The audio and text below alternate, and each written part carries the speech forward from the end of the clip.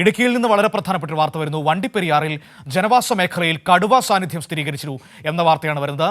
Grampi pops എസ്റ്റേറ്റിന്റെ 6-ാം number തേയിലത്തോട്ട ഫീൽഡിലാണ് ഇന്നലെ പകൽ കടുവയെ കണ്ടത് എന്ന വിവരമാണ് ഇപ്പോൾ ലഭ്യമായിരിക്കുന്നത്.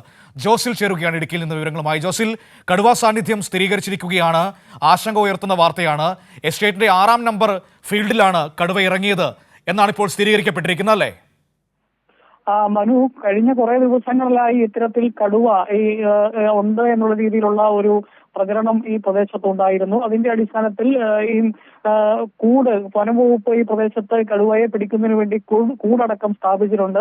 നിരവധി വളർത്തുമൃഗങ്ങളെ ഇത്തരത്തിൽ കടുവ കൊന്ന് ഭക്ഷിക്കുന്ന ഒരു സാഹചര്യം ഉണ്ടായിരുന്നു. ആടുകളെയും അതുപോലെ തന്നെ പശുക്കളെയും ഒക്കെ കൊല്ലുന്ന ഒരു സാഹചര്യം ഉണ്ടായിരുന്നു. അതിന്റെ അടിസ്ഥാനത്തിലാണ് വനംവകുപ്പ് കൂടടക്കം സ്ഥാപിച്ചിരുന്ന ഒരു സാഹചര്യം ഉണ്ടായിരുന്നത്. അതിന്റെ ഇടയ്ക്കാണ് ഇന്നലെ പകല് അവിടെ പ്രദേശവാസിയുടെ മൊബൈലിൽ ഈ കടുവയുടെ ദൃശ്യങ്ങൾ ചിത്രീകരിക്കാനായത്. വണ്ടിപ്പെരിയാർ ഗ്രാമ്പി പോപ്സ് എസ്റ്റേറ്റിന്റെ 6-ാം നമ്പർ തേയില തോട്ട ഫീൽഡിലാണ് ഈ കടുവയെ കണ്ടത്.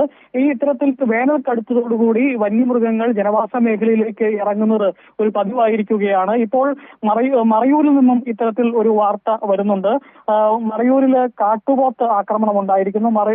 അവിടെ വീടിന് മുമ്പിൽ ആണ് സുരേഷ് എന്ന് പറയുന്ന മറയൂർ ഗ്രാമം സ്വദേശി സുരേഷിന് ഈ കാട്ടുപോത്തിന്റെ ആക്രമണത്തിൽ പരിക്കേറ്റു എന്നുള്ള വാർത്തയും ഇപ്പോൾ വരുന്നുണ്ട്. അങ്ങനെ ഈ ഇടുക്കിയുടെ വിവിധ മേഖലകളിൽ ഈ വനാതിർത്തി പങ്കിടുന്ന മേഖലയിൽ ഈ വേനൽ കടുത്തതോടുകൂടി കാടിനുള്ളിൽ വെള്ളം അടക്കമുള്ള കാര്യങ്ങളില്ലാത്തതോടുകൂടി ജനവാസ മേഖലയിലേക്ക് ഇറങ്ങി ആളുകൾക്ക് ശല്യമാകുന്ന രീതിയിൽ വന്യമൃഗങ്ങളുടെ സാന്നിധ്യം വർദ്ധിച്ചു വരുന്ന ഒരു സാഹചര്യമാണുള്ളത്. മനു, ശരി, ഏതായാലും ആശങ്ക ഉയർത്തുന്നതാണ്. വണ്ടിപ്പെരിയാറിൽ ജനവാസ മേഖലയിൽ കടുവയുടെ സാന്നിധ്യം സ്ഥിരീകരിച്ചിരിക്കുന്നു എന്ന വാർത്തയാണ് ഇപ്പോൾ നമ്മുടെ മുൻപിലേക്ക് എത്തിയത്. അതേറെ ആശങ്കപ്പെടുത്തുന്നതാണ്. പ്രത്യേകിച്ചും ഇനി വേനൽ രൂക്ഷമാകുന്നതോടുകൂടി കൂടുതൽ വന്യമൃഗങ്ങൾ കാടിറങ്ങാൻ സാധ്യതയുണ്ടോ എന്ന ആശങ്ക ഉയർത്തുകയാണ് ഈ പറയുന്ന വാർത്തകളൊക്കെ ഓരോ ദിവസവും നമ്മുടെ മുൻപിലേക്ക്. ഇപ്പോൾ ഏറ്റവും അപകടകാരിയായ കടുവയുടെ സാന്നിധ്യമാണ് തേയിലത്തോട്ടത്തിൽ സ്ഥിരീകരിച്ചിരിക്കുന്നത്. വിവരങ്ങളാണ് ജോസിൽ നൽകിയത്.